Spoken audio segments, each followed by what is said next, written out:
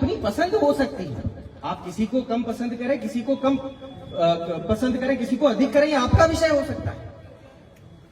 परंतु हम इसका आशय ये नहीं कि उनको समझे ही कुछ नहीं कि आप हैं क्या, आपने जीवन में क्या किया। साथियों, संघर्ष अपना सबका बड़ा होता है। किसी का संघर्ष अगर कोई बंद कमरे में बैठकर यूपीएससी आरएएस की तैयारी करता है तो इसका मतलब ये नहीं कि उसने संघर्ष नहीं किया। संघर्ष केवल सड़कों पर नहीं होता है, संघर्ष कतारों में खड़े रहकर भी होता है, संघर्ष बंद कमरों में भी होता है, संघर्ष अपने स्थायित्व के लिए दिन प्रतिदिन लड़ना, उसको भी संघर्ष हो मित्रों। संघर्ष केवल वो नहीं होता कि जो सिर्फ आप पसीने से आते हैं। संघर्ष एक मनोस्थिति है और संघर्ष उस व्यक्ति का भी होता है जो रोज सुबह ठेला लगाता है, आज रात को वापस जाऊं घर पे, उस 500 रुपए लेकर जाने हैं, उसका भी अपना संघर्ष है। तो संघर्ष को आप एक फ्रेम में बांधिए मत के संघर्ष सिर्फ उतना हो सकता है, बजाय कि बाहर के शत्रुओं को, हमें अपने शत्रुओं को पहचानने की जरूरत है। हमारे अपने शत्रु कौन? हम खुद हैं। आजकल ये रील्स के टाइम में आप देखिए, कोई हमसे इतर कोई दूसरी जाति का, देश में आजाद हुए 75 साल में सबको बराबर रहने का अधिकार है। आप आज अगर राजतंत्र वाली फीलिंग ले रहे हैं, मोनार्की वाली फीलिंग ले रहे हैं तो गलत ले रहे हैं, इसको दिमाग से निकालिए। किसी भी जाति बिरादरी का कोई वीडियो डाला होगा, मैं नाम नहीं लेना चाहता, अगर अकस्मात निकल जाए तो माफी चाहता हूं, उसके नीचे आप कमेंट करते हैं थू एडो थू वेडो, मैं नाम नहीं लेना चाहता, अगर स्पष्ट लूंगा तो शायद और बुरा लगेगा। चाहे किसी भी जाति के हो, मेघवाल हो, चौधरी हो, भील हो, हम उसके नीचे वो उसने कुछ रील डाला, गाना डालते हुए आपने खट और 101% बनाओ के कमेंट होते हैं उसमें, और किसी का कमेंट नहीं मिलता। मैं जब भी कभी जाकर देखता हूं तो हमारी शत्रु हम खुद हैं। फिर कहते हो कि चुनाव में हमारे साथ नहीं है, फिर कहते हो कि ये लोग हमारी बात सुनते नहीं। यार, सुनने के लिए आपने किया क्या ऐसा? और किया था तो आपके बड़ेरों ने किया था, आपने क्या किया है ऐसा? तो अब हमें सबको साथ लेकर चलना है। जो चाहे किसी भी जाति में जन्मा है, उसकी भी अपेक्षा है कि मैं इनके बराबर बैठूं। वो बातें गई, लोकतंत्र ने सबको अधिकार दिया। भारत के कॉन्स्टिट्यूशन के आर्टिकल 12 से 35 में सबको अधिकार है अपने जीवन के, तो हमको सबको साथ तो लेकर चलना पड़ेगा। अपनी रोटी बेटी के संबंध जहां रखिए, उसका गर्व है हमें, परंतु सामाजिक संरचना ऐसी होनी चाहिए कि लोग हमारे पास आने चाहिए कि इन लोगों ने इतिहास के साथ साथ बदलते परिवेश के साथ खुद को भी बदला है, इसलिए ये लोग महान हैं। इसके लिए साथियों इस पर तो काम करना बहुत आवश्यक है।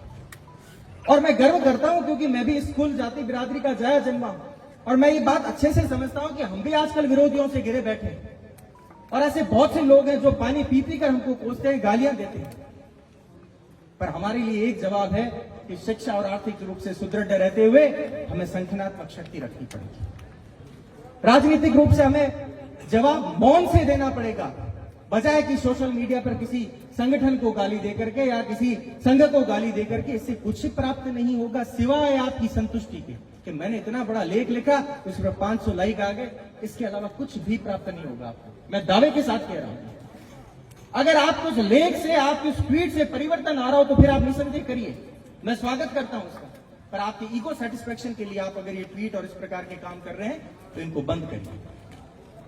मैं विरोधियों की बात कर रहा था। वो लोग हमको कहते हैं कि इन्होंने शोषण किया, हमारे साथ बुरा किया, बहन बेटियों के साथ बदसलूकी की। क्योंकि आपको लग रहा होगा कि कुछ कठोर शब्द कह दिए तो मौका आपने दिया, मंच आपने दिया, तो माफी चाहता हूं, कुछ बुरा लगा। पर मैं ये इतिहास को इतना थोड़ा सा पढ़ने का मौका मिला, मैं ये सोच रहा था कि किसी समय कोई राजे महाराजे यहां आए होंगे और इस सुनसान सी रेगिस्तान में, अब तो खैर ट्यूबवेल जमीनें हो गई, उस समय यहां पर वो आए होंगे। यहां पहले कोई खेती होती थी क्या, किसानी होती थी क्या? मुझे तो नहीं लगता।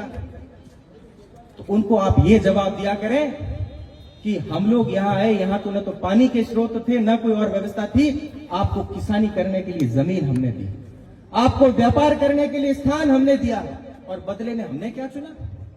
हमने चुना ढाल और तलवार। इसलिए चुना कि आपकी रक्षा की समुचित व्यवस्था हो सके, इसलिए चुना कि आपके खेतों के ऊपर अगर खेत पहले अगर रौंदे जाएं, खराब हो, मुगलों और आक्रांताओं की आंधी अगर आपके खेत पर से गुजरे, उससे पहले वो हमारे शवों पर से गुजरे। इस पर गर्व करना चाहिए, इन बहसों में हिस्सा लेना चाहिए, न कि उन बहसों में जिसमें जितना आपको अल्प ज्ञान हो और अपनी बात करते। मैं मानता हूं कि अरे राजपूत तो वो हुआ करते थे जो एक तलवार लेकर के निकलते थे तो रियासतों की रियासतें खड़ी हो जाती थी। और ये राजपूत के हाथ में की तलवार कोई हत्या का प्रतीक नहीं था, वो वीरता का प्रतीक हुआ करता। सियाजी जब घोड़े पर तलवार लेकर निकले तो एक समूचा राज्य खड़ा कर दिया। मेवाड़ के एक निर्वासित पुत्र जब उधर दक्षिण की ओर जाता है तो मुगलों का विरोध करने वाले मराठा राज्य का सूत्रपात होता है, और वहीं से एक निकलकर नेपाल की ओर पहुंचता है तो नेपाल में राज्य बसाता है। इसलिए हमारे तो पुरखे जहां जहां ढाल तलवार और घोड़ा लेकर निकले वहां रियासतें बनी हैं। पर अब लोकतंत्र है, ये गर्व के विषय थे, हमने खूब कर लिया और इतिहास में यूं ही रहेगा। पर हम भविष्य में क्या करेंगे, इस पर हमको विचार करने की आवश्यकता है। मैं सिर्फ अपनी बात इसी बात के साथ समाप्त करूंगा कि शिक्षा पर काम करिए, आर्थिक रूप से सुदृढ़ होइए, मजबूत होइए।